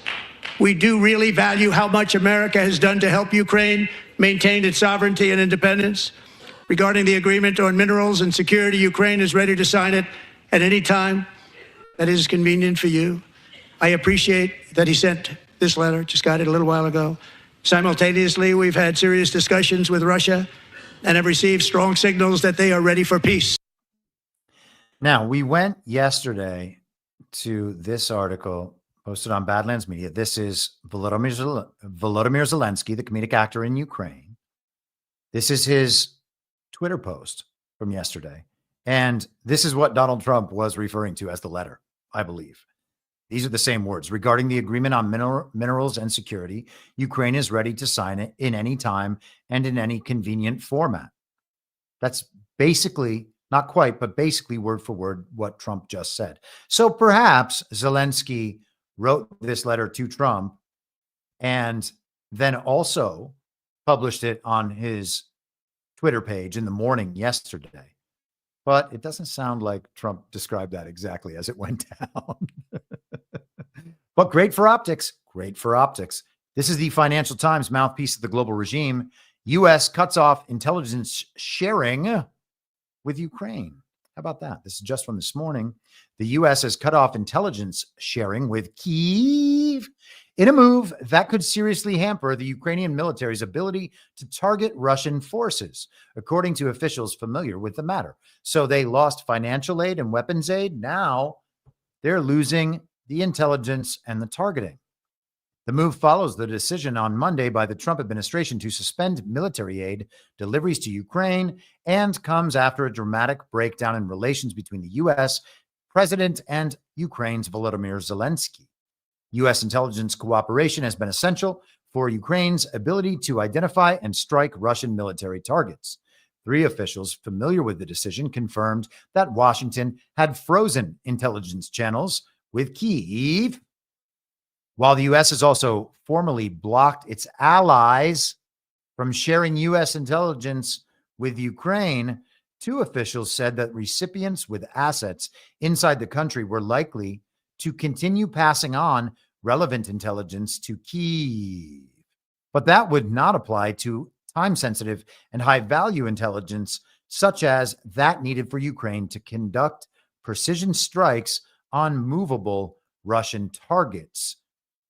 So they're referring to this as the U.S. decision to ban its allies from passing intelligence to Ukraine. Now, which allies does the U.S. have when it comes to intelligence? Five Eyes, Israel. I'm sure that there are intelligence relationships with other countries, but it seems to me that it's primarily directed toward Israeli intelligence agencies and Commonwealth Five Eyes intelligence agencies. United Kingdom, Canada, New Zealand, Australia, and of course the US. So the US is cutting off the ability for those organizations to pass intelligence to Ukraine. Now, is it being cut off at that point between those allies, quote unquote, and Ukraine? Or is it being cut off between us and the allies, which means they can no longer deliver it to Ukraine? They're actually talking about what, moles in the intelligence communities that are still going to be trying to give whatever relevant intelligence they can to their assets in Ukraine. Very interesting situation. We'll see as that develops. But I kind of suspect, at least, that as the Commonwealth collapses, as the proxy states, including Israel, collapse in their, at least in their identity as proxy states, if not completely, the loss of the ability to access American intelligence and military intelligence seems like a massive defeat in the global strategic game that is being played. I don't know how you get past that one if you are a regime country. Donald Trump brought the big closer, very similar to his rally speeches. We'll go ahead and play this. It's about 3 minutes.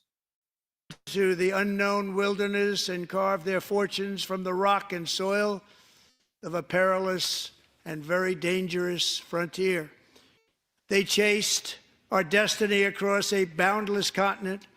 They built the railroads, laid the highways, and graced the world with American marvels like the Empire State Building, the mighty Hoover Dam, and the towering Golden Gate Bridge. They lit the world with electricity, broke free of the force of gravity, fired up the engines of American industry, vanquished the communists, fascists, and Marxists all over the world, and gave us countless modern wonders sculptured out of iron, glass, and steel. We stand on the shoulders of these pioneers who won and built the modern age. These workers who poured their sweat into the skylines of our cities. These warriors who shed their blood on fields of battle and gave everything they had for our rights and for our freedom. Now it is our time to take up the righteous cause of American liberty. And it is our turn to take America's destiny into our own hands and begin the most thrilling days in the history of our country. This will be our greatest era. With God's help, over the next 4 years, we are going to lead this nation even higher, and we are going to forge the freest, most advanced, most dynamic, and most dominant civilization ever to exist on the face of this earth. We are going to create the highest quality of life, build the safest and wealthiest and healthiest and most vital communities anywhere in the world. We are going to conquer the vast frontiers of science, and we are going to lead humanity into space and plant the American flag on the planet Mars and even far beyond. Now, I don't know about that. And just saying, even if you think we are going to go to Mars, a different planet, through the depths of the bleak void of outer space, we're going to escape this earthly cage and fly through the sky forever. What the heck are we going to do that's beyond Mars? Big plans.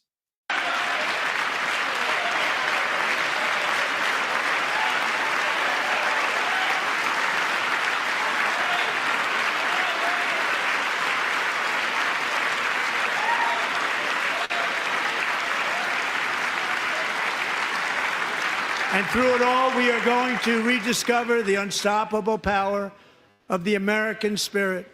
And we are going to renew unlimited promise of the American dream. Every single day, we will stand up and we will fight, fight, fight for the country our citizens believe in and for the country our people deserve.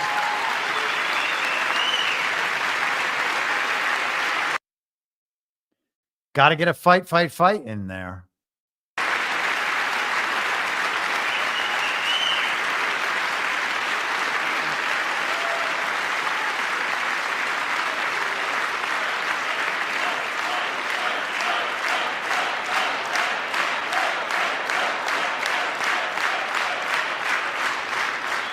My fellow Americans, get ready for an incredible future because the golden age of America has only just begun. It will be like nothing that has ever been seen before. Thank you, God bless you, and God bless America. Quite a closer. You will notice that on the Democrat side of things, the room had begun to empty out. They attempt to express their disrespect in whatever way they can. They go for the optics. The optics collapsed on them. Whatever they attempted last night was a failure, a spectacular failure at that. And to be the side of optics and to lose optics to the man they hate the most, the man they have attempted to destroy in every way imaginable, that's the kind of defeat you don't come back from. Let us just check on some of the reaction to that very briefly. Mike Johnson responded.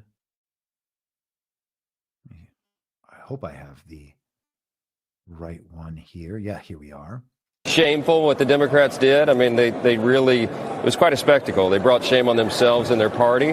But the American people are following what the president is delivering, and they are appreciating it. And we certainly did tonight in the chamber. And that's it. It was shameful. They tried. They failed. Too bad. So sad. CNN ran this front page today. And, you know, I love the normie news. 7 takeaways from Trump's address to Congress. Al Green, top left.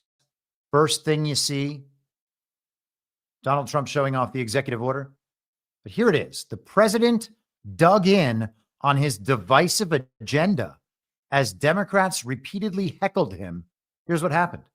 Was his agenda divisive? Will the American people find that divisive?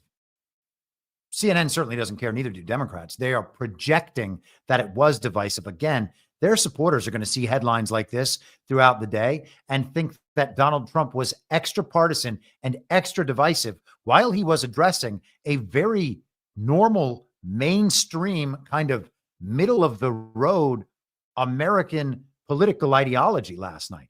Yes, it was Make America Great Again. Yes, it was America First. Yes, it was very Trump oriented. But at this point, as I said yesterday, we have a vast majority. Donald Trump is appealing not only to the quote unquote far right, which is always misdefined, not only the MAGA base, he is appealing to the middle of the country now with messaging like this. And even the parts of the quote unquote middle that might not be on board with Trump prior to last night, they're on board now because what they had to witness on the other side of that hall is something that is being roundly rejected by virtually everyone.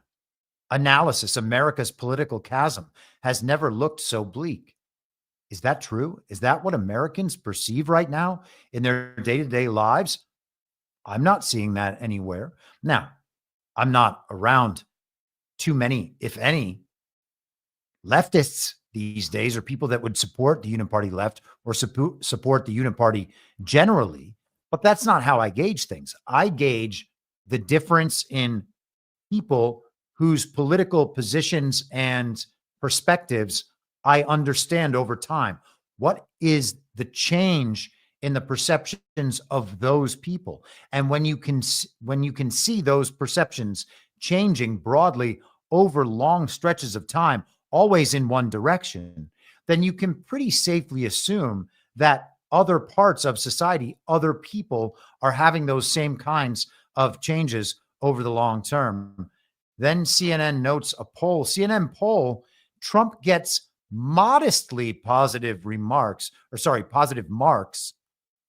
but changes few minds. Oh, really?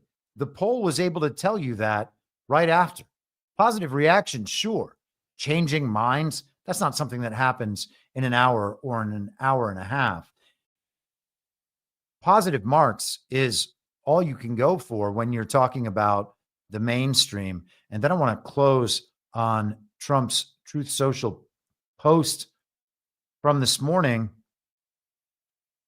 Again, pointing out the same effect, and you have to think, however much the polls state, it's always more than that. Donald J. Trump on Truth Social. Views of Trump's speech among speech watchers, a CBS News YouGov poll, 76% approve, 23% disapprove. So among the people that saw the speech, according to the CBS poll that is fake and skewed against Trump, 3/4 approved of what they saw and heard. That is an overwhelming mandate and an overwhelming victory. I'm going to briefly check the chat for rants. John in Connecticut, $5. Have you read How Wall Street Created a Nation about Panama, the canal, and offshore wealth prior to the income tax? No, I have not, but that is very interesting, man. Thank you for continually putting interesting and kind of hidden history ideas and books and content creators in front of me. Thank you very much for that.